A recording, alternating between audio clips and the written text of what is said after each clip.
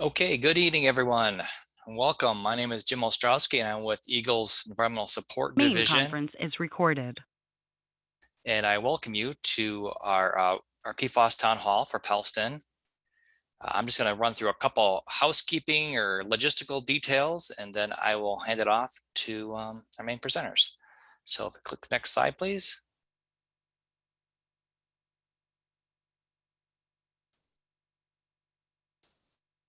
So just checking in with Sue. Are you able to click the next slide? There you go. All right, thanks. So logistically speaking, what we got going on tonight, all lines are muted at this point. We will explain how to unmute your line a little bit later. We are recording this webinar and we'll post it up on our YouTube channel as soon as we can get it up there. So be on the lookout for that. Next slide. We are also we might experience a little bit of delay here and there because I think a few of our presenters are having some weather issues throughout the evening, so be on the lookout for that. So if you want to ask a question tonight, we are taking questions. You can type your questions into the question box, the little QA box on your toolbar in Zoom there. Also, when we take questions, when you open it up, you can click the raise hand icon, and if you do that, then we'll unmute you. We'll unmute your line and you'll be able to unmute your line on your end and you can ask your question. Also, if you're on the phone, if you're joining us by phone only, and it looks like we're going to have one person that's on the phone, then if you click #2, that will tell us your hand is raised and we will let you know and make sure you get unmuted so you can ask your question. That's all I got. So with that, I'm going to send it over to Abigail Hendershot, who's the executive director of MParts. So Abby, you there? All right, thank you. All right, thanks everybody for showing up. Hopefully everybody's staying dry. I know we've got some severe weather running through the area, so don't worry if for some reason this cuts out or you lose power. We are going to record it and we'll have it up on our website too so that you can view it later. So it's not a big deal. But as Jim said, I am Abigail Hendershot. I'm the MPart Executive Director of the Michigan PFAS Action Response Team. Happy to be with you tonight. I'm going to guide you. Let's see if I could do this. All right, Sue, I'm going to see if I can advance to the next slide. Nope, Sue, you're going to have to go ahead. There we go. So I'll do introductions, logistics, and oh goodness. I got too excited. There's a little bit of a delay with our, there we go. Will you go back to 3 slides for me, Sue? A little bit of a delay with doing the remote control.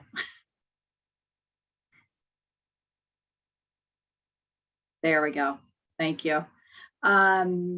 So I'm going to go ahead and go through the logistics. I will do an MPart overview for you, just kind of review some basic facts about MPart. Lisa Fisher, a toxicologist from our Department of Health and Human Services, is going to go through some health updates and also do some information on some of our garden studies. Christian is going to take you through he's our project manager and is going to take you through some updates for what's going on in the area. Dan Thorell with our health department for Northwest Michigan is going to talk to you about filters. And then Scott Bell with Limnotech is going to be presenting for the Pellston Regional Airport in Emmett County. So we'll have a few words from them. And we will have plenty of time to go ahead and do questions and answers at the end. So if, as Jim said, if you have questions as we go through this, feel free to type them in at any time or raise your hand. We will get to your questions at the very end, but you can type the questions as you go so you don't forget what you were thinking about. So let's go to the next slide, Sue.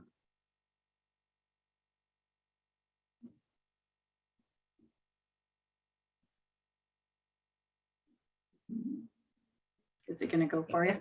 Yeah, it went. I think there's a delay.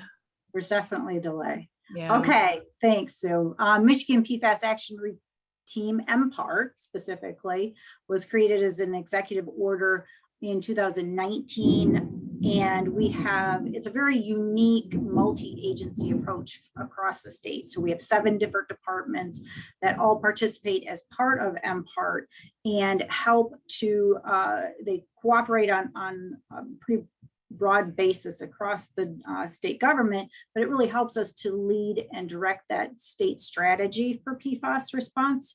And really has been one of the most successful models that we've ever done for this type of work. And so you'll see in a lot of things that MPART actually is leading the country in a lot of PFAS work. So next slide for us. So what are we concerned about, right? What are PFAS? PFAS specifically stands for per and polyfluoroalkyl substances. And what makes them so unique is they have this very strong carbon-fluorine bond. They're great as surfactants. They're very, very stable in the environment and in processes, but they repel water, the oils, the fats, the grease. That's why they're so useful. We started beginning to develop them in the 1940s. By 1960s, they were a lot of commercial products, and we have at least 5, I'm hearing 8, 10,000 different compounds today in a whole variety of different substance or types of industrial uses that we'll show you here in a second. But what's concerning about them is that they are so stable, that there is such a strong carbon-fluorine bond because they get into our environment, into our ecosystem, and they have dispersed themselves quite readily through the ecosystem. And some of them, the longer chain, are very hard to break down, and they bioaccumulate in our bodies. And so this is of a big concern for us because we know that some of the PFAS do have health concerns. There's a lot of emerging science going on, a lot of research going on, but we still are lacking those federal standards to really have a national approach for PFAS, which is why Michigan has been taking such a proactive, aggressive stance on PFAS. Next slide. So as I said, we're looking at somewhere between 5, 8, 10,000 different types of uses for PFAS because it's such a broad chemical family that we use it in a lot of different applications. Carpet, your carpet is Scotch guarded to resist stains, and your carpet cleaning products are helping to take those stains out. Food packaging, so that you don't have the grease running through your taco wrapper or your burrito wrapper. Your couch is sprayed with Scotch Guard before it comes home. Cosmetics, your outdoor gear are waterproofed. Your clothings are waterproof. Your adhesives and sealants have it in there. Your Teflon cookware, all of the protective coatings you might put on your shoes, on your car seats. And then the last category is firefighting foam. And not all firefighting foam has PFAS in it, but the stuff that is used for fighting petroleum fires, for fighting, like if you have an airplane crash or you have a big tanker truck that's on fire, they're going to use the PFAS foam because that is going to put the fire out the fastest. It's really the best product at this point that we have for putting out those kinds of fires. So there's a lot of research going on, but just to let you know, firefighting foam is one of those major PFAS products that has really done had a lot of impact on our environment. Next slide. So when we talk about our environment and our ecosystem, this really shows the complexity of PFAS once it gets into our environment. We have the PFAS producing industry here on the left. We know that if they discharge their waste products, they end up either to the wastewater treatment plant. They may filter them and discharge wastewater directly to the stream. They may have inadvertent releases that may end up in the groundwater, which may end up in the streams, or they may have discharges through air that may or may not be regulated that may also disperse PFAS. And so all of these things are very is just the start of PFAS in the cycle. Once it gets into a wastewater treatment plant, we know those wastewater treatment plants aren't designed to remove PFAS. They can't. PFAS will just pass through a wastewater treatment plant. The sludges from wastewater treatment plant might end up at the landfill, which then that ends up with PFAS in their leachate, which ends up back at the wastewater treatment plant. You may have discharges directly to the streams. All of these different items end up as a potential for PFAS getting into our streams, which then can bioaccumulate in our fish. We already talked about firefighting foam. We talked about, biosolids coming out of your wastewater treatment plants, plant uptake, food products. Drinking water is a big one. There's a lot of different ways for our groundwater to be impacted by PFAS contamination. And so drinking water is a huge issue that we've been really tackling aggressively in the state to make sure that our residents do have clean drinking water. But the other thing is you have a lot of PFAS sources right in your home. And so as you're maybe steam cleaning your carpet, as you're doing waterproofing of your clothes or of your boots, there's different PFAS things that you're already using in your homes that may end up inadvertently discharged to the ground as well. Next slide. So one of the, besides going statewide and sampling all the drinking water, we've also gone and done a lot of stream and lake sampling, as well as collecting fish. So usually when we collect fish, we also do a co-located sample of a surface water so that we can understand what the fish may be ingesting while they're in that water body. We also have done a foam sampling to try to understand the PFAS concentrations in foam, because we know that foam usually is made up of a lot of PFOS, which likes to sit at that air-water interface at the top of lakes and streams, and then it becomes agitated and ends up creating foam. So we have done a lot of sampling with that. Next slide. And as this is one of our sites, the Pelston site is also on this list. We are now up to 177 PFAS sites in the state. All of those are being investigated based on what we know about the sites, understanding, make sure that we don't have any res wells, drinking water wells that are impacted, and trying to investigate the other potential pathways that PFAS may be leaving those sites. So there's a lot of work going on around the state. Next slide. And then just to give you some background, one of the other unique things about MPART is that we have a citizens advisory work group. And so this is a group made up of residents from impacted communities all across the state. And they really are there to be that sounding board to EGLE, to MPART, to all of our agencies to get feedback on, how do we engage and empower those communities to talk about PFAS and to respond? How do we educate the general public so that they can have a better understanding of PFAS, and that MPART might be able to work even more efficiently with those communities. So it's open to everybody. If you are a Pellston resident and you want to join this work group, very happy to have you. We meet on the second or third Tuesday of the month at 6 o'clock, and usually goes for an hour and a half. But it is on our MPART website under the Citizen Advisory Work Group. And you can just click on the link. You don't have to register. You don't have to become a member. We just would love to see you. So next slide, I think we're going over to Lisa. Lisa, I'm going to hand it over to you. And you can probably want to let Sue handle the slides since there seems to be such a lag. But Sue, you ready to go?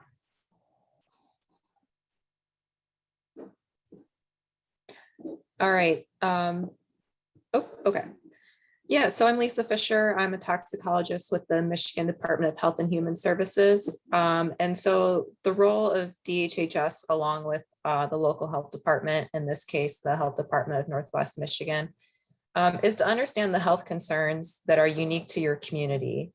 And so while EGLE leads the site investigation and is the one collecting the data, DHHS and local health lead the public health planning and response actions. So basically, we recommend any public health actions as needed. Next slide. So as you saw in that graph and picture that Abby showed, there's a lot of different ways that we can be exposed to PFAS. The main source of exposure to PFAS is by drinking contaminated water. Another pathway would be to eating fish that are caught from water bodies that are contaminated with PFAS. And if you go to the MPART webpage, there is a webpage that shows all of the Eat Safe Fish guidelines related to PFOS across the state of Michigan. So that is on the MPART webpage as well. Some other ways you can be exposed to PFAS is accidentally swallowing contaminated soil or dust or dirt, or eating foods that have been packaged in materials that contain PFAS, and then use of consumer products. And then just to note that PFAS absorption through the skin is typically not a concern. It's really the pathway of ingestion. So drinking and eating anything that contains PFAS is what we're most concerned about. Next slide. So this is a graph that shows some blood levels of some different PFAS compounds in Americans from the years 2000 to 2014. And in 2002, some companies started phasing out their use of PFOS and PFOA.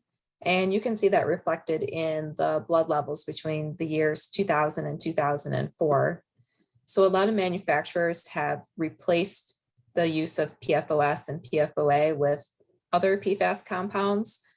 These other PFAS compounds that they're now using typically have a shorter half-life, which means that they spend less time in the human body. But we're still unsure of any health effects associated with those other PFAS. Next slide. So we have the most knowledge about associated human health outcomes with PFOA and PFOS exposure. And those health outcomes include reduced fertility, high blood pressure or preeclampsia in pregnant women, small decreases in infant birth weight, and higher cholesterol, specifically total and LDL cholesterol. And then we've got some more health effects on the next slide here. Thyroid disease, liver damage, decreased immune response to vaccines, and for PFOA exposure at high levels, developing kidney and testicular cancer. And it's important to note that, you're just because you've been exposed to PFAS doesn't necessarily mean that you will develop these health effects. It just means that someone who's had high exposure to PFAS is more likely to develop these health effects than someone who has not had that high exposure. Next slide. So DHHS uses, multiple lines of consideration. So we look at lots of data to determine how to protect public health. So, and I'll touch on these individually in the next couple of slides, but we'll look at the residential well results, both from an individual home and from the collective area. And then we'll also look at any site-specific information that's been collected to help determine what public health actions are needed. And we use some of that data, specifically the residential well results, and we use them to compare against the Mdhhs comparison values, which I'll talk about on the next slide. So the DHHS comparison values are a combination of two different health-based screening levels, and we're using the lowest of those health-based screening levels so that they protect everyone, including those that are most at risk of harm, which in this case would be fetuses and breastfed babies. Next slide. So this just shows you what the different comparison values are. We have comparison values for 7 different PFAS compounds. Most of them come from the maximum contaminant levels, but we use a public health drinking water screening level for PFOS as well. Next slide. So I mentioned that we look at the residential well results, both on an individual level and collectively.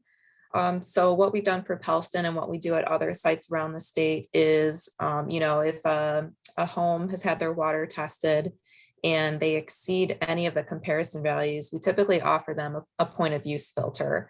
So that's a filter that is installed under the kitchen sink, and it's certified to reduce PFAS. And so you can see here we have two different scenarios. So, this house in the middle, the house in yellow, maybe has detections of PFAS, but they don't exceed the comparison values.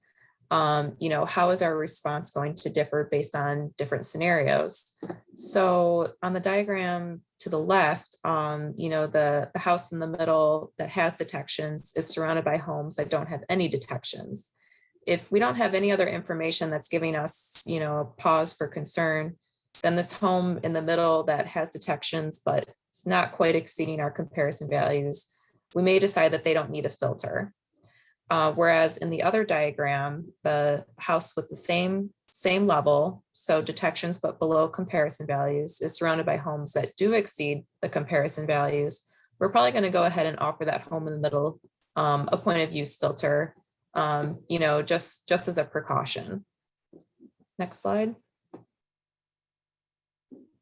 So we're also looking to Eagle and any information that they're collecting, such as any known or suspected sources of PFAS in the area.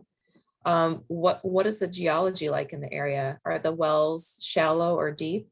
And then, where is that potential PFAS in the aquifer? And are those wells going into that aquifer that may be contaminated? And then it's also important, what kind of materials are in the ground? Is it mostly sand, or is there a clay layer? Sometimes a clay layer can act as a barrier to prevent contamination from moving further down into a groundwater source. And then something else that's important is to know which direction a plume of contamination may be moving. That way we can kind of predict any homes that, may be impacted in the future. Next slide. So we look at all this data, and we may say none of the homes are exceeding the comparison values. Eagle hasn't collected any data that's showing that there may be a plume in the area. We may decide that no public health actions are necessary.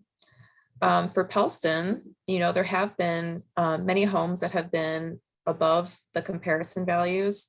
So in that case, we recommended a point of use filter to anyone who's had their well sample that has any detections of PFAS. And this gives us time to conduct the investigation and kind of determine where that groundwater may be impacted. And the point of use filters are, they're supposed to be an interim measure. They're not a final solution.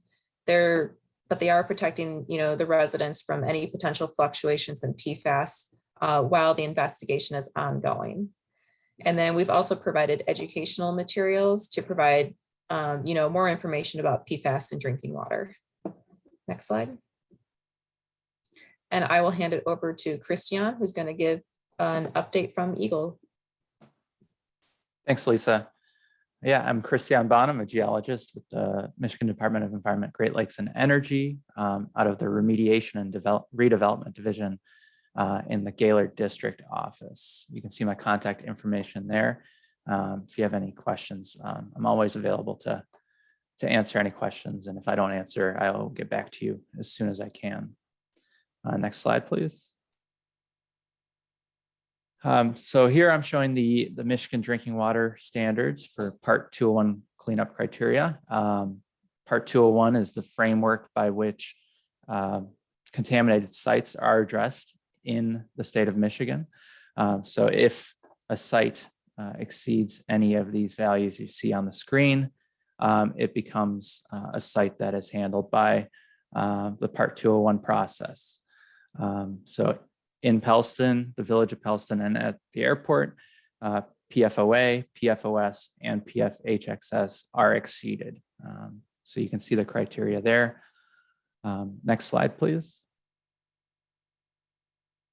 So where did we start? So first, that red dot, that was the original freshwater future sample that we got back in 2019, February 2019. Or was it 2020? February 2020, I'm sorry. And that was above at the time, the 70 part per trillion lifetime health advisory level. That's an EPA federal lifetime health advisory. So after that, we looked, what could be a possible source. If you see that purple dot, that's an Eagle remediation site. From that site, it was an old gas station that was remediated by Eagle in the past decade. We knew the groundwater flow was generally to the south. We also knew the direction of groundwater flow due to the west branch of the Maple River, which you see on the left side of the diagram there. And we also looked at, what data do we have available? So Eagle had been doing public drinking water sampling in 2018 and 2019. So there were 4 locations that had data in Pellston. So that, the red dot was a surprising result at the time. So, the high school, elementary school, those were non-detect for PFAS. So was a business on US 31 and a business on Robinson or Mill Street, Robinson Road there. So based off of that data and the direction of groundwater flow, we asked, Pellston Regional Airport if they had AFFF in stock.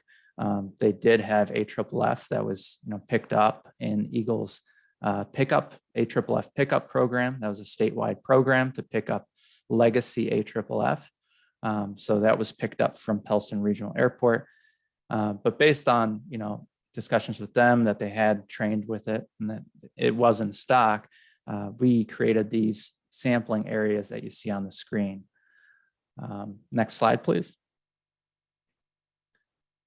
So within those sampling areas, we took requests from any home in those sampling areas, and we've refined those areas since then. You can see on the right side, the upper right side, there's some dots there not included in the sampling area anymore. We were getting non-detects there, and we were confident about the direction of groundwater flow and where that plume was, that we refined it and decreased the sampling area on the east side. However, on the south side, we decided to stretch that sampling area down to Lake Kathleen. We also looked at, what were other possible sources. So we looked at the village dump. You'll see some triangles there on the map. We didn't see anything different from what we were seeing up gradient, and there were no exceedances that were red flags there, showing another PFAS source. We also looked at another manufacturing operation that was within the village of Pellston, requested data from them because they had done some plating there, although it wasn't chromium plating, and they didn't use mist suppressants associated with chromium plating that we see as potential PFAS sources. So, it became apparent that the source was the training at the Pellston Regional Airport. You can see that the majority of the contamination and the exceedances are to the west of US 31 in the village of Pellston and north of Mill Street. Next slide, please. And here we also created a colorblind friendly map. So here, the purple dots would be the exceedances, white dots would be detections of PFAS, and again, green dots are non-detects. Next slide, please. Eagle also took surface water samples throughout the Maple River watershed to check for PFAS there. Once Eagle found out that there was PFAS in that watershed, we did a good amount of sampling here throughout the watershed to determine if there was absence or presence of PFAS. This was done in the fall of last year, fall of 2020. So, no detections were found in Burt Lake or on the Sturgeon River. That's on the southeast side of the map there. On the northwest side of the map, we don't see any detections in the west branch of the Maple River up gradient or uphill of that Pellston Regional Airport, but then down gradient of the village of Pellston in that Maple River watershed, we do see 3 detections. So there are 3 detections of PFOS in surface water. Those are samples taken directly from the river. None of those exceeded the surface water criteria for PFOS of 12 parts per trillion. Also in the east branch of the Maple River, no PFAS was detected. So it does look like the source of that PFAS in the Maple River is, from that west branch watershed area, and then affects that downriver water there and creates some detections in the Maple River. Fish samples were also collected at that time. Those fish samples, they're collected and then frozen. And then when they have a large batch from many different watersheds throughout the state, they're run for a number of different contaminants, not just for PFAS, but if there is a PFAS site in the area, those fish samples will also be tested for PFAS. So these will be tested for PFAS. Anytime you're fishing a body of water in the state of Michigan, you're going to want to check out to see if there's any advisories for that body of water. You can do that at michigan.gov/eatsafefish. So for any body of water you're fishing, it'll tell you what the recommended number of servings are.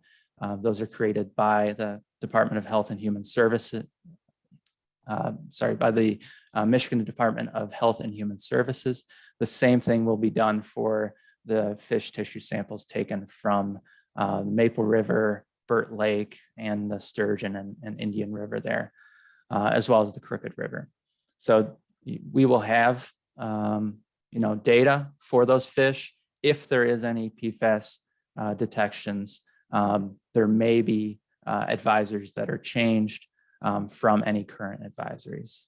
Next slide, please. With that, I'll turn it over to Lisa Fisher with DHHS. All right, I am back to give some updates that DHHS has been working on for Pelston. So you can go to the next slide. I'm going to first talk about the well water resampling that DHHS did this spring. So basically, DHHS went out and resampled people's wells that were originally sampled in 2020. And that was to kind of figure out if there's any fluctuations occurring in the PFAS levels in drinking water. And it was also used to determine if, people that received a filter, if those filters are working effectively. And if not, what additional public health response actions are needed. Next slide. So for a number of homes that had a filter, we took samples both before and after the point of use filter. And that was to, like I said, determine how efficient those point of use filters that are certified to reduce PFAS were actually working. And then for some water samples, we also took what's called general chemistry parameters, which were basically parameters such as iron and zinc. And basically we measured the levels of those parameters to see if they were interfering with the function of the filters. Next slide. So this is an overview of the resampling results. The resampling occurred in March and April of this year, and a total of 146 wells were resampled. And pretty similar to what we saw last year, 65 of those wells didn't have any detections of PFAS. And then 44 of them exceeded the comparison values, and 37 had detections but did not exceed the comparison values. And we also sampled 44 of those wells that had filters. So 44 of those wells had both pre-filter and post-filter samples collected.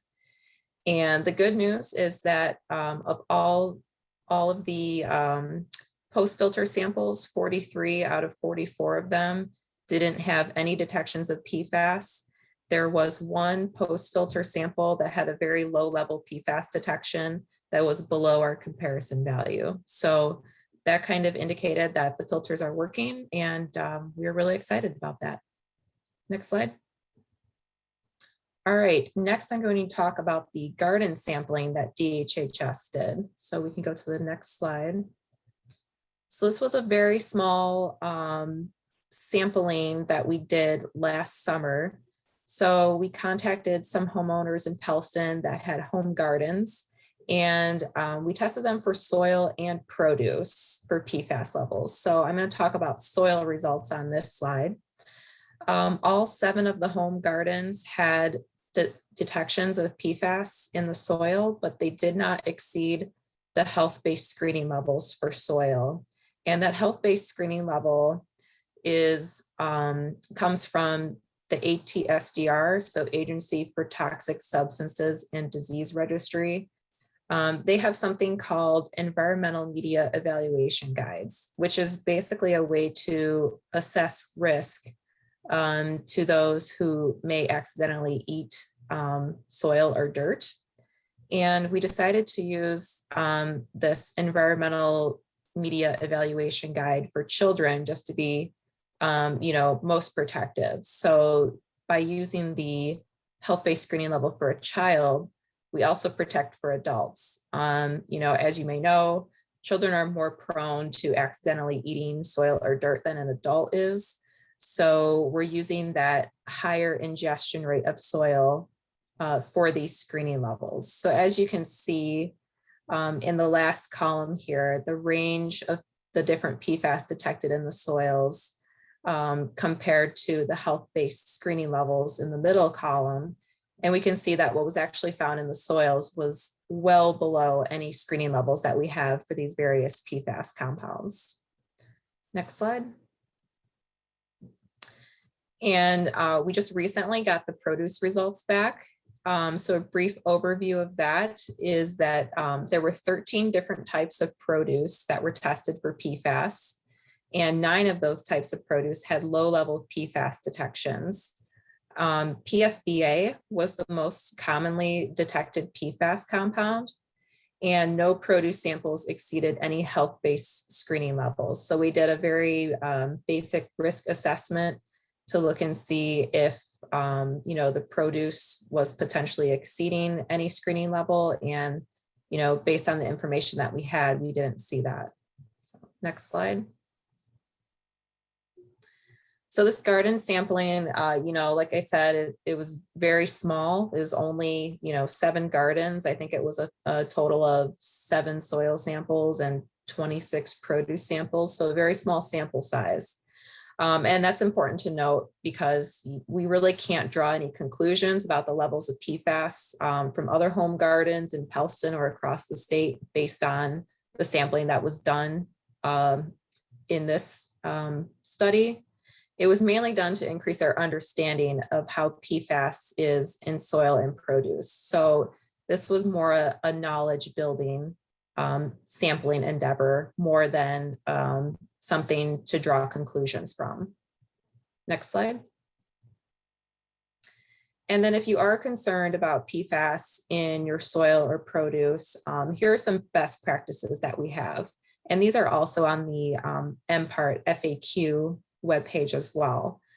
So we recommend that you use rainwater, filtered water, or water from a safe source that does not contain PFAS or other contaminants to water your garden.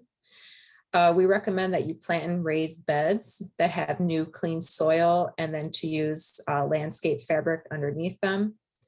And then ensure that the roots of any plants are not extending past the clean soil. So that's to avoid any PFAS that may be in soil. Wash your produce in clean water after you harvest it, but before you eat it. And for root vegetables, be sure to also peel and wash them as well.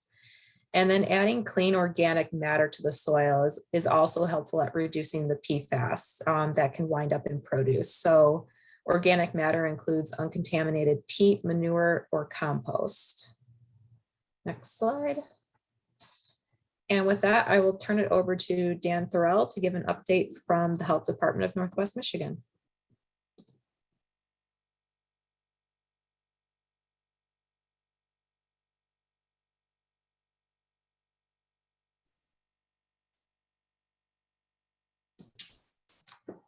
Did we lose Dan? I think I'm back. There was just a lightning strike. Do you hear me? Yep, I hear you. Go ahead. Okay. Hi, my name is Dan Thrall. I'm the Director of Environmental Health at the Health Department of Northwest Michigan, and just giving you a quick update on the filters and filter distribution and bottled water there in Pelston. So the point of use filter distribution in Pelston, to date, there's been about 107 filters installed at 107 sites in Pelston. The majority are residential homes. There are a few businesses there as well. And we recently, with the filters, they typically will operate for about 6 months without needing a filter cartridge, although they do have an alarm system. And if you use, it's based on volume of water. And if you use a large amount of water, then you could need one earlier. But typically in a residential setting, in a small business setting, 6 months is plenty. So replacement cartridges were just distributed on June 29th. And we, basically canvassed the area, handed them out door to door. And if you need a filter, if somehow you were missed or having a problem, you can always contact me, and my number's up on the screen. And we'll make sure that you get the filter cartridge that you need for the point of use filter. Next slide, please. And so at that same time that we handed out the filter cartridges, we also notified residents with a letter that bottled water was ending, that was being provided by the health department. And this is basically, local health departments are provided funding through Mdhhs to provide bottled water until filters are installed. That is the policy statewide, because initially bottled water is used to get people to reduce the exposure, eliminate the exposure, use bottled water for drinking and cooking. And that is basically to buy time until filters can be installed. And then once the filters are installed, that is the alternate source of safe water that is provided in lieu of bottled water. So initially, bottled water was extended quite beyond when filters were installed, just began installation, I should say. And really that was due to the COVID-19 pandemic. It was a little bit more difficult to get contractors in the home, and some people were not comfortable with someone coming in their home to install the point of use filter, and that's the reason it was extended. And we recognize that it's not ideal using a point of use filter. It's a small stream of water, and people were really genuinely appreciative and gracious about receiving the bottled water, but it did have to end according to our statewide policy through Mdhhs. And with that, I'll let Scott Bell from Limnotech give the update for Emmett County. Thank you. I think Mike Reeves wanted to say a couple of things before I jump into this. Mike, did you want to do that? I did. Thank you, Scott. I appreciate it. First of all, on behalf of Emmett County, I want the residents of Pelston and everybody else to understand that Emmett County is committed to working in the best interests of its citizens and to work forward with all groups, state, federal, the health department, and others to solve the issues that we have in Pelston in regards to drinking water and elsewhere within the state. I want everybody to know that Emmett County has already taken steps to revive the water bottle delivery program to Pelston residents. Emmett County has picked up that program that was recently discontinued. And recently we just delivered 2 pallets, 168 cases of water to the Pelston Fire Department. And the same pickup procedure is in use that you had previously. So at this point, those folks that still want the bottled water, it is still available. And you can still go through the village of Pellston and the fire department to arrange for pickup of that water. Additionally, Emmett County is in the process of further investigation of PFAS and will be in the process of conducting further testing and will be vetting additional resources to assist, such as testing engineers, consultants, and viable remediation efforts nationwide and other qualified subject matter experts in this area. We're looking for answers in terms of how do we handle this issue? What's the best way to move forward?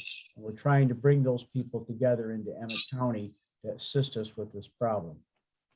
I wish to remind everybody that Emmett County was mandated, is still mandated by the federal government, the FAA, to utilize AFFF PFAS foam of a specific volume and percentage under federal order because of the operation of commercial air flights through Pellston Airport. Understand, as was indicated earlier, that PFAS is in our daily lives in a number of different areas, as was described by the MPART director. We're committed to working with others again to solve the issues that PFAS may have caused based upon that mandated order at the airport. Emmett County will continue to keep the Pelston residents informed via our Emmett County website, which I'll put back up onto the chat channel here, as well as we're going to consider utilizing future direct mailings to homes in Pelston to keep you updated as to what we're doing in our activities. We are actively working with other groups in the area across the state and across the country on a larger response from both federal and state authorities on the impact for remediation for PFAS that virtually affects all the residents of Michigan and every other state. We think this problem should be tackled from a federal level and a state level together, along with all the other groups. And we're working to engage our state legislature, but more importantly, our federal legislators and the federal government assisting in this program. Very candidly, it's just too big for one community, one county, or candidly, one state to handle. There has to be a federal response to this issue. Any questions that somebody may have in regards to the Emmett County process or what we're doing in Emmett County or anything we can help you with, I direct you to our website for our information on our webpage. My contact information is on this page here tonight. I'll be happy to answer emails or your phone calls as soon as I can. Thank you, Scott. Please present our side. Thank you, Mike. I think I just lost, did we just lose the slide? Maybe I just did. Anyway, okay.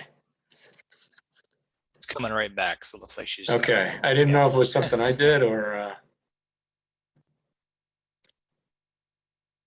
there we go, almost there. I think we need to advance a little bit. There we go. All right, well, good evening. I just wanted to provide a brief overview of the ongoing investigation of soil and groundwater at Pellston Airport. Pellston Airport received a grant, actually Emmett County received a grant last year from MDOT and Eagle to begin the investigation of PFAS and groundwater at the airport. The first round of investigation was completed last fall. We began almost immediately upon receiving the grant, so moved very swiftly. The second phase of investigation, which I'll provide some detail about tonight, was completed between late April and mid-May of this year. And while the first round of investigation was primarily intended to verify the presence of PFAS in groundwater and soil as a result of historical AFFF use, the latest phase was the beginning of an effort to delineate the horizontal and vertical delineation of PFAS and groundwater at the property. So that investigation, the phase 2, we call it, involved 4 deep soil borings. And primarily the effort was to see how deep this PFAS had gone in the aquifer. The region has a very deep and sandy aquifer from which a lot of people are drawing their water. We wanted to see whether we had to worry about this thing going down 100 feet or 200 feet. So we did 4 borings, including a couple at the southern property boundary, which I'll talk about. And as Christiane previously mentioned, based on the investigations we've completed so far, we have identified 3 compounds of primary interest that at different locations on the airport property exceed Part 201 criteria. Next slide, please. So those compounds are what we call PFOS, PFOA, and PFHXS. This first slide shows the results for PFHXS. And the thing that, although these numbers might be difficult to read on your screen, depending on how you're viewing this, the important thing is that we did 2 borings at the southern property, near the southern property boundary of the airport here, just north of the village. And those borings went to 110 feet below grade. And we were successful in those borings and one other boring in delineating the depth of this compound in the aquifer. So we know now that, at least at these locations, the impacts don't go much deeper than 80 feet. So this is very helpful information to us. Next slide. Second compound I'll mention is PFOS. This is one of the 2 that you hear most press about. These are the PFOS and PFOA are the 2 compounds that people talk about most frequently. So PFOS, similar results. We were able to delineate the plume down to nearly non-detect in one boring and non-detect in the other boring at the southern boundary of the site. Future efforts will focus more on the horizontal delineation, but we know that it's unlikely that we'll have to drill much deeper than 100 feet for these things. Next slide. Similar map. This is for PFOA, which is the pair of compounds that are most frequently discussed. And here too, we've reached concentrations below criteria at the very bottom of these borings. So this effort was about I think it was a 14 or 15 day field effort. Drilling is very time consuming, but we got it completed, and we're now in the process of preparing a report that details all of the data we've compiled from the investigation that's been completed under the grant, and also planning our next steps. Next slide, please. That report should be wrapped up within a couple of months. I mean, we're drafting it now, and it'll go through a process of review and then submittal to Eagle and MDOT. And eventually, I'm sure it'll find its way into onto a website where it's publicly available. And as I said, we're continuing to delineate PFAS in the groundwater on the airport. That's important because not only is it required by law, but also because we need to understand where this stuff is so that we can design an effective remedy. And to that end, we're also concurrent with our investigation, beginning to evaluate remedies for the plume that we've identified. So that's where things stand. And with that, I'll kick it back to Jim.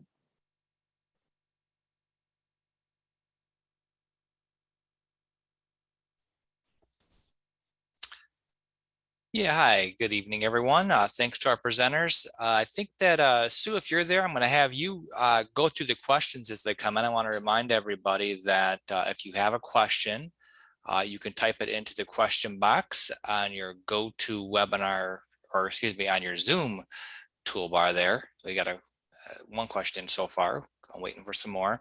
You can also click the raise hand icon. And when we see that, Sue, I'll let you know if we have a hand raised and we'll unmute them. And for the few people that might be on the phone only, you can click on #2 on your phone and that'll raise your hand that way. So that's how we're going to run questions tonight. And our panelists are all here to help answer those questions. Sue, I'm going to turn it over to you and you can start take it away. Yeah, hi everyone. I'm Sue Manenti. I'm with the Michigan Department of Health and Human Services, and I'm moderating the question and answer session tonight. And like Jim said, so far we only have one question. So if you do have things that you'd like to ask us, ask the panelists, please type those questions in. So let's get started. Our first question is, when do you expect the fish sample results to come back from the lab? Yeah, I can answer that. We are hoping to get that result reported out soon. If for some reason the PFAS levels or any other contaminant for that matter is high enough that it would warrant a do not eat advisory, we would, issue that advisory, immediately. Apart from that, it might take a couple months before it gets onto the MPART webpage if it is any sort of recommendation related to PFAS. All right, thanks, Lisa. Next question, is there an expected timeline for the horizontal delineation of PFAS?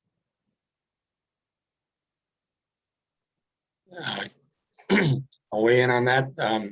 There is no timeline. It's an iterative process, but we're moving as quickly as possible to pursue that. Okay. Lisa, I think the next question is for you. Which vegetables had the most PFAS detected? That's a great question. I wish I had the answer to that. And one thing that I forgot to mention, while I was talking was that it's really hard to know which vegetables have more PFAS than others, just because, we were only taking produce from 7 different gardens, and, people are using different kinds of soil. They're irrigating their gardens with different sources of water, or that water may have different levels of PFAS in it. The home gardener may have used peat versus some other type of compost or something like that. So there's so many factors that go into, plant uptake of PFAS, and we just don't really have all the answers yet. And, the sample size was just too small to make any conclusions about whether we know if one type of produce has more PFAS than the other. But I mean, that's a great question. And I hope it's something that we can get an answer to.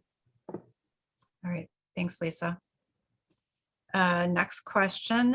How often will you continue to test residential wells to monitor any changes? I think the plan is to do it yearly. So I haven't started talking about 2022 resampling for Pelston yet, but I wouldn't be surprised if that happens. Okay.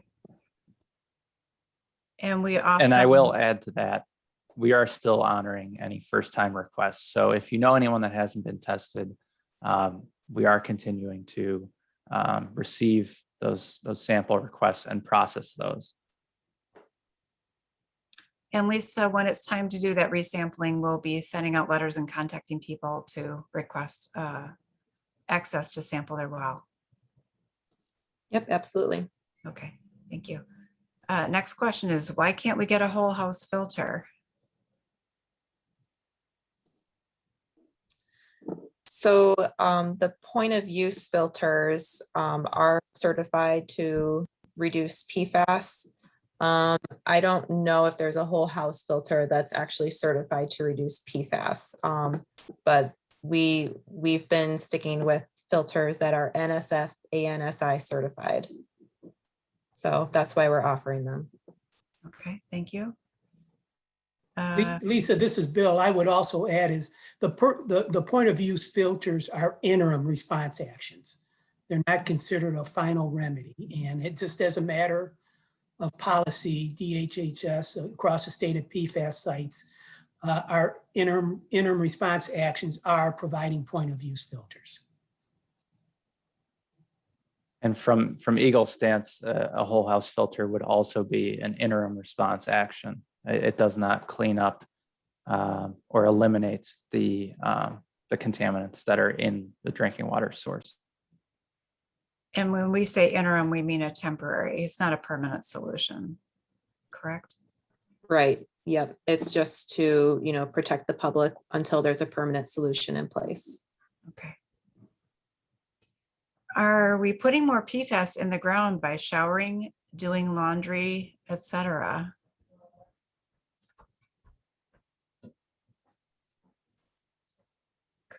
So I can answer that. So in that case, you're drawing the same water that you would be putting back into the ground. So it doesn't increase concentrations in that general area. It would just keep them the same, most likely. There are products, and I do always say, be aware as a consumer, what you're putting in down your sink. What you put down your sink does end up in your septic tank, and that does end up in the aquifer. So always be mindful of the products that you're using in the home. And Christiane, we had a slide at the beginning that talked about some of those products in PFAS. Can you talk about those just a little bit? Waterproofing sprays, stain resistant sprays. Yeah, so it is possible that, certain stain resistance clothing, if you wash those, that those can end up, in a septic system in low amounts, low concentrations. We haven't seen those types of levels that exceed criteria yet anywhere in where we have large study areas. So we're not seeing that, large percentage of PFAS coming from septic systems and household products, but it is possible. And the more we use them, the more they're manufactured as well. So the more PFAS ends up in the environment, the more items are produced that contain PFAS. All right, thanks for that. Lisa, I think this is for you. Will the people that supplied garden samples receive the results for their samples? Yeah, so the results for the soil have already gone out, and then the results for the produce are going out very shortly.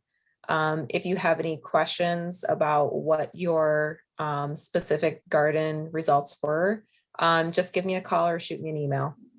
All right, thank you. Next question is, when is a final remedy expected?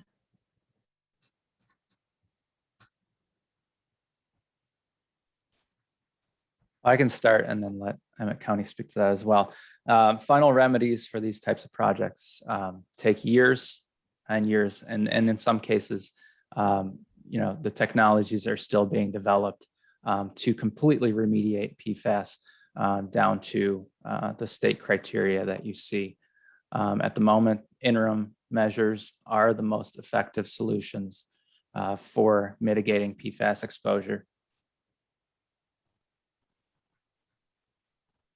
I would also answer on behalf of Emmett County that we want to concur and say exactly what Christiane Bond has found out. Our research so far has shown us that there is not a one method remediation effort that's been located that we can find, at least nationwide. They are working on this issue, but at this point here, the only thing that we're trying to focus our research in is more towards the whole house filter aspect and see if it can be developed for PFAS on a whole house filter aspect long term.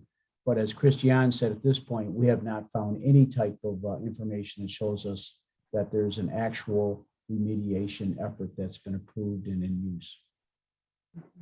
And I'll just add a little bit more. There are some technologies out there that you can inject into the ground to trap PFAS. So those are, the same kind of thing that you have at a point of use filter or in a whole house filter.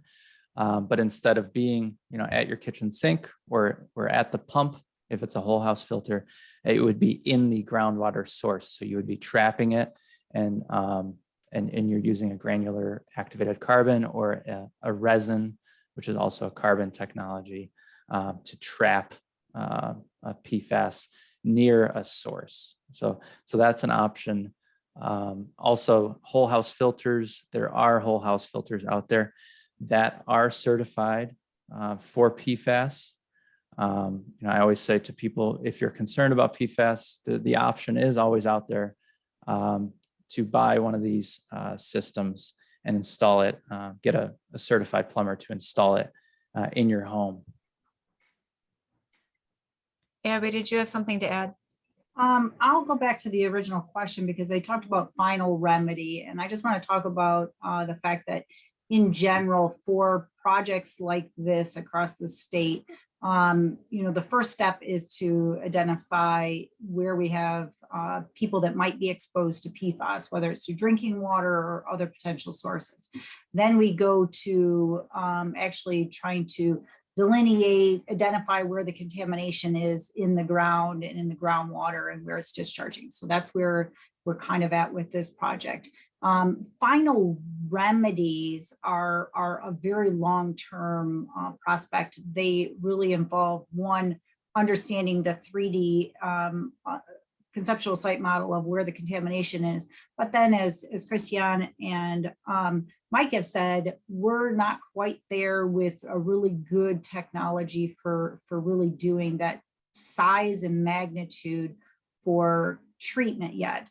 There's a lot of treatment technologies that are being put out into the field right now, trying to understand if they're going to work. But there's a lot of technology in development. And so I think in the next few years, we will definitely see better and better technologies come online for PFAS. But it does take some time and they can be quite expensive. And what we want to know long-term is, you know, if you do a treatment technology, is it going to be effective? Is it cost effective? Can it control it? And is that truly the final remedy, or we want to have to cause inadvertent byproducts that may be worse than what we originally had? So there's lots of things to consider. Final remedies, that final end piece that comes after a very long iterative approach. And so I think, you know, Emmett County is doing what they need to do right now to have taken the immediate actions of protecting public health, but we need to give them time to complete the investigation so that they can do a good choice of a long-term remedy for this site. So, you know, it's hard to be patient in these types of situations, but I think that's really where we're at, is making sure that they've got the support that they can get the investigation work done at this point. All right, thank you for that. I did see that we had a hand raised. Jim had his hand raised.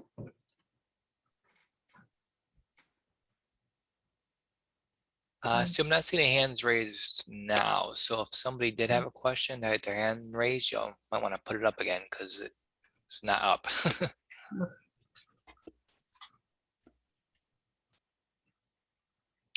There it is.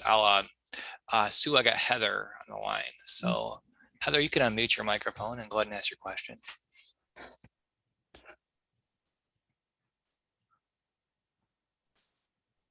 Heather, if you're there, I've unmuted your line, so you just need to unmute your line. There you go.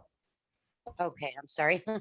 Last year during our meetings, we were told that the airport would no longer be using, I'm not sure if it would be the product or the compound that contained the PFAS when putting out fires or practicing putting out fires.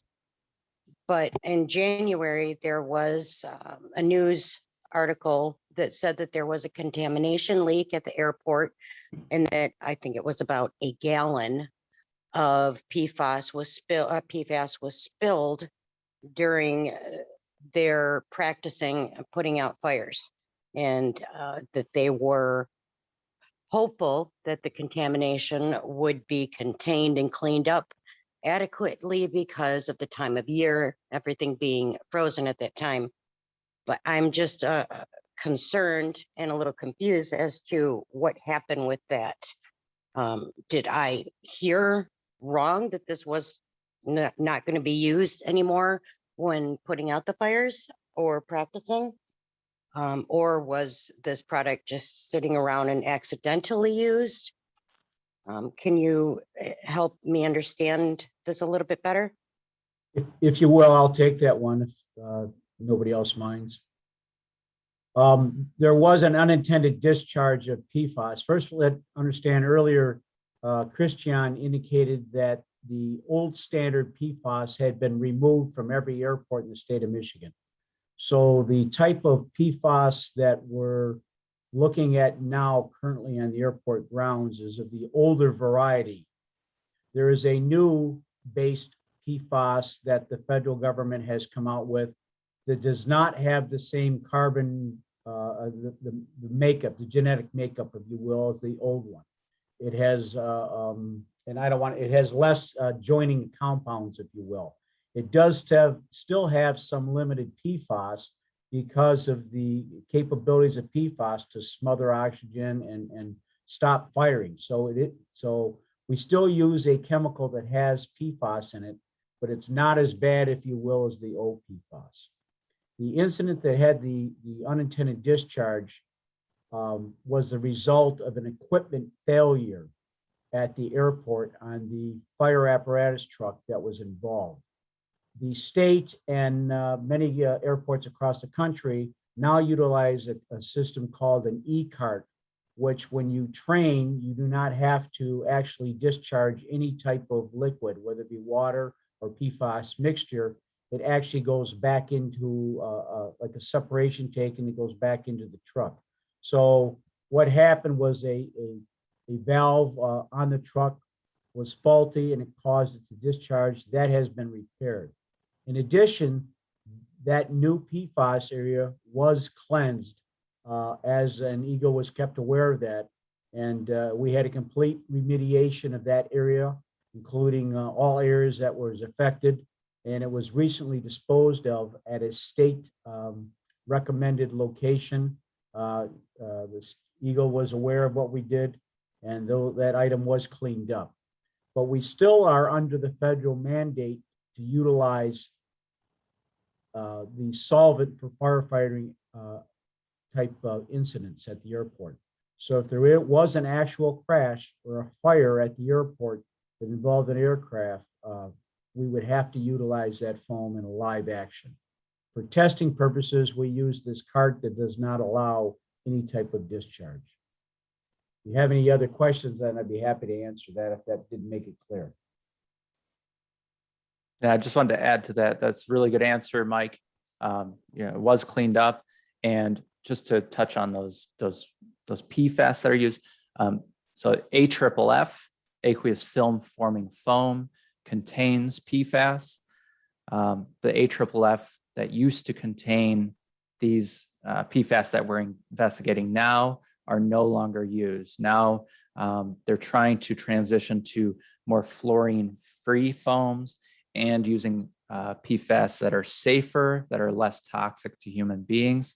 So you'll see those criteria for some PFAS are very low. They're 8 parts per trillion, 16 parts per trillion. Those PFAS are no longer manufactured in the United States, and they're no longer used in AFFF. Thank you, Christian. And Heather, I saw you had another question about the garden sample results, and I think that was answered since you came on. And if not, just let us know. I wonder, Lisa, if you or someone could post your contact information in the chat so people had that available. Yep, I'll do that. Thanks, Lisa. And Lisa, since we've got you, there's a comment, and it's a comment, not a question, but I want to share that. Jane says, we are canning now and the filters take so long to fill anything. I do know that we are recommending filtered water for canning. Can you talk about that a little bit? Yeah, I mean, if you would, like to be very conservative and, know that you're canning your produce with clean water, we recommend using filtered water. I do understand and empathize that, it's slow and it takes a long time. Yeah, it definitely sounds frustrating. Thanks, Lisa. And we have another question for you.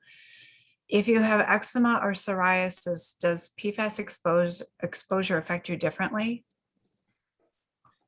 I haven't seen anything for those skin conditions connected to PFAS, but it's something that I can look into. I'm happy to, if you want to give me your contact information or reach out to me, I'm happy to get back to you with more information. All right, thank you.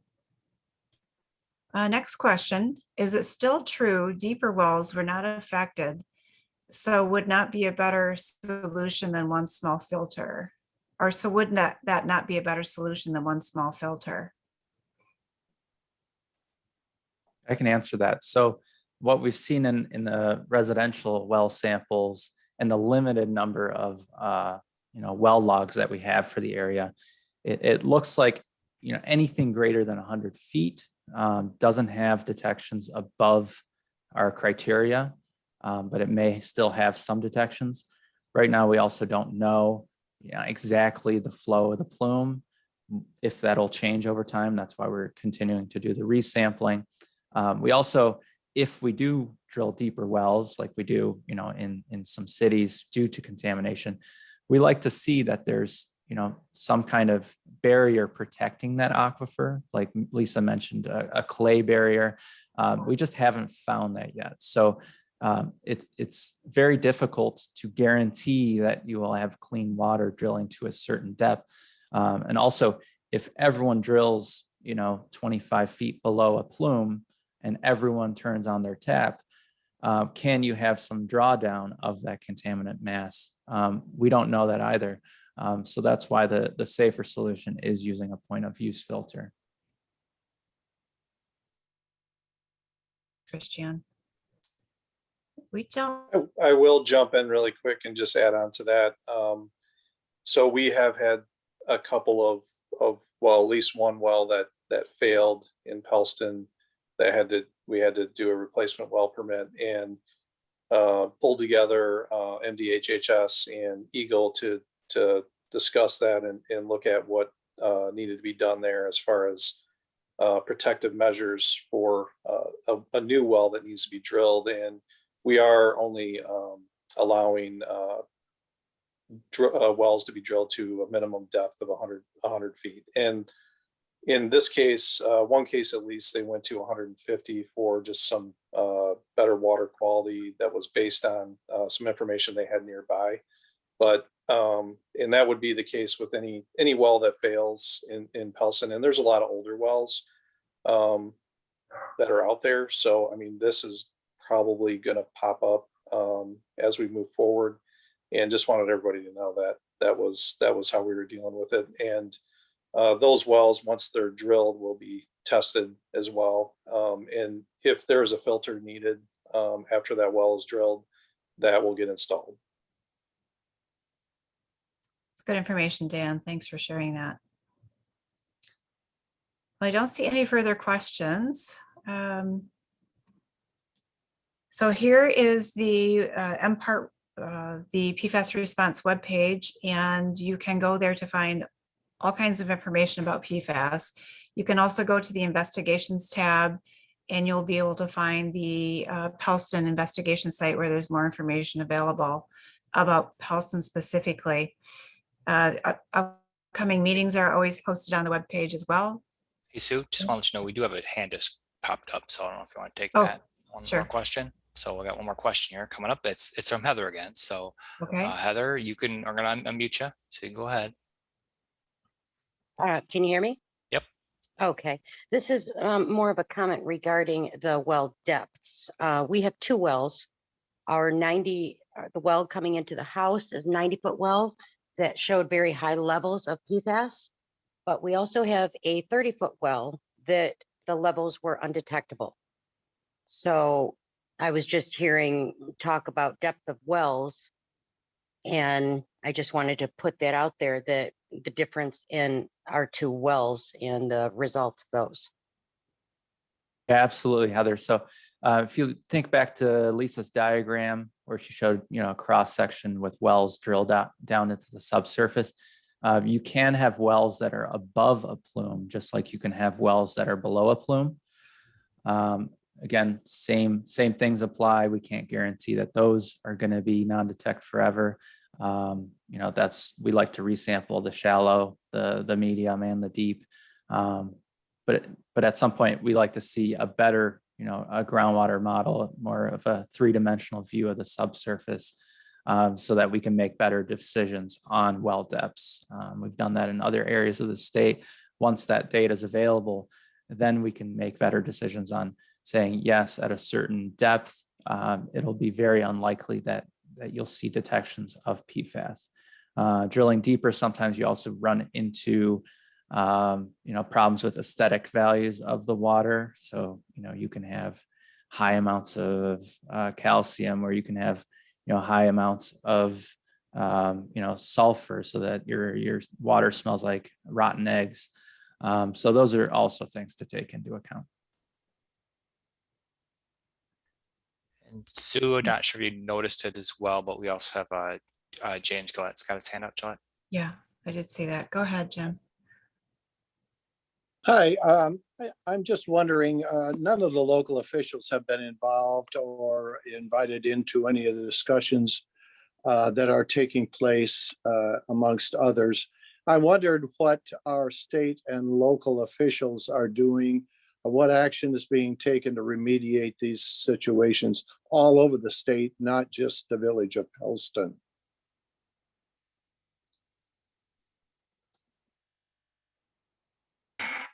All right, you want me to take that one, Sue? Yeah, go ahead, Abby. Yeah, that's a great question. So MPART is looking at this statewide. There's a lot of action proposals that we're seeing coming out of the legislature, both at the state and federal levels. So we've already seen last year we had 25 million set aside for infrastructure grants to hook up municipalities that had been affected by PFAS. So those grants are in the process of being dispersed so that we can actually get communities hooked to municipal water. I anticipate, no promises, but I'm really crossing my fingers that we will see that again, given the surplus of money that the state's got right now, as well as some of the infrastructure bills that are floating around Congress. So hopefully, we will see that happen. And then I know when that happens again, Christiana will definitely be letting you guys know at the local level so that those grant applications can be submitted on time and we can get you in the queue for something like that. Because obviously that's municipal water is the best option, long-term to try to take care of at least alleviating the public health risk for people using contaminated groundwater. But there is quite a bit of work going on, both at the federal level with our, Congress people, as well as at the state legislature level. There's a lot of talk about PFAS, long-term remedies, how to help affected communities. So we're definitely taking that all into consideration and having those conversations. Does that answer your question, James? It does. I do note, though, that most of the places where these things have been taken care of, the simple solution to it is to hook onto an existing municipal water supply. We are unique in Pelston, probably, in the fact that we do not have a municipal water supply, nor do we have one close by us where we can link up with. So I don't know what the solution might be in Pelston, but it might be more costly per population than in other places. Yeah, that's definitely a consideration. I don't think that limits you, though, from the potential for some sort of community water supply. And that would, obviously take a lot of other conversations. But I don't think we would ever rule that out from the list of potential solutions long-term. If I may go back to James' first question there, as I promised you previously, Jim, I will invite the village of Pelston people and its representatives and you to meetings that we are able to schedule. We were hopeful that in this latest infrastructure bill that was being constructed, that there'd be a significant amount of money set aside, and I believe there has been, for water treatment and water projects from the federal government, and the state, if the numbers are correct, may receive $8 billion. I don't know if that's correct or not. Of course, you read it in the newspaper, and then what you see in print might be different. Yeah. But I will tell you, though, that when we do get these meetings set up, I will ask that you be invited so that you can hear exactly what's going on. There'll be no backdoor or closed room type of informationals. We'll ask them to speak in front of you as well with us. Thank you, Mike. I appreciate that very much. And the same on our end. Christiane will be able to communicate with you guys at the local level to keep you guys informed of anything that we hear on our end as far as potential, infrastructure funds or other grants that could be used to construct some sort of a remedy for the village. Yeah, anytime I receive them, I will pass them along. Yeah, thanks for that question, Jim. I did see we had another question asking how many non-government people are in attendance. I took a quick look and looks like there are about 15 people who are not government employees, state or local employees on this meeting. We did send letters to everyone who's was sampled, inviting them to the meeting, and there was a press release issued too and some other notifications. But we also understand people are otherwise involved with COVID and thinking about other things at the moment too, so. And it's posted on our MPART website, and I believe that it's Great. been there for a month, maybe 2 months as a meeting invite. Yeah, it's been there for a little bit, yeah. So also tell your friends, family that weren't able to attend, that this will be posted on the Eagle YouTube page. So you'll be able to access it there probably by this weekend. So look out for that. And if you have thoughts and ideas about how to get the word out for the next meeting, please feel free to contact one of us. Not seeing any other questions or hands. Are you, Jim? Nope, I'm not seeing any up. All right. Well, I think that will conclude our meeting for this evening. We'd like to thank all of you for attending and thank you for all of your good questions that you asked. Continue. I just see another question coming in. Continue to send those questions along to the project team. They are more than happy to answer them and work with you. Can we list out all local officials attending? I am not sure that I know who all of the local officials are. If you are in attendance, if you would like to announce yourself, that would be fine. I know we've got Jim Gillette from the village. We also have Jane Rose, who is a member, village trustee. Okay, Neil's got his hand up. Neil, go ahead.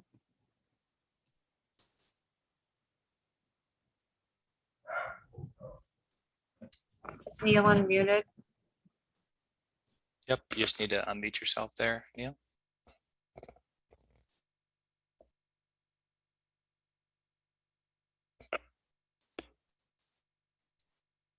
Neil, you just gotta, there's a little microphone thing. You just gotta unmute yourself and you should be able to talk. If not, there you go. Hey, thank you. Yeah, Neil Aarons, Emmett County Commissioner, District 2, the south side of Pellston. Just want to let everyone know I'm here and listening. And Lisa Peacock. Lisa Peacock is here. I'm the health officer for the Health Department of Northwest Michigan.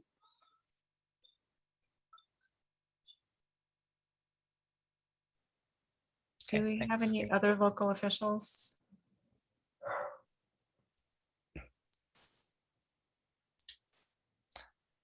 Not seeing anybody else putting their hand up, so. All right. All right, once again, thank you for attending.